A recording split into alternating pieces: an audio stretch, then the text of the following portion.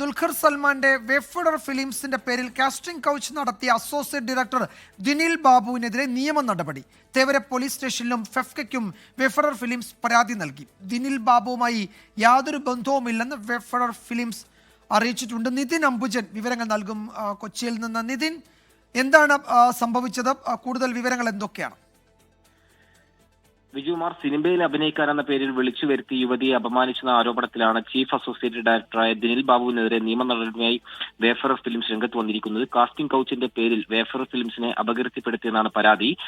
തേവര പോലീസിലും അതോടൊപ്പം തന്നെ മലയാള സിനിമാ സാങ്കേതിക പ്രവർത്തകരുടെ സംഘടനയായ ഫെഫ്കയിലും നിർമ്മാണ കമ്പനി പരാതി നൽകിയിട്ടുണ്ട്.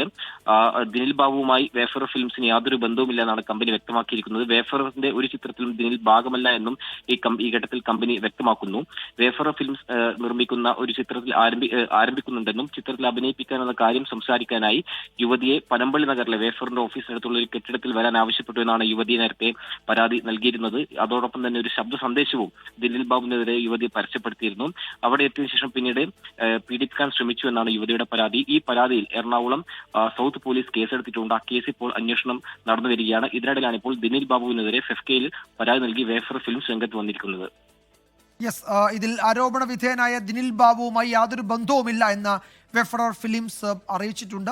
പോലീസിൽ ഇക്കാര്യങ്ങൾ ഔദ്യോഗികമായി വെഫ്ഡർ ഫിലിംസ് റിപ്പോർട്ട് ചെയ്യുകയും ചെയ്തിട്ടുണ്ട്. നിതിൻ അംബുജനാണ് വിശദാംശങ്ങൾ നൽകിയത്.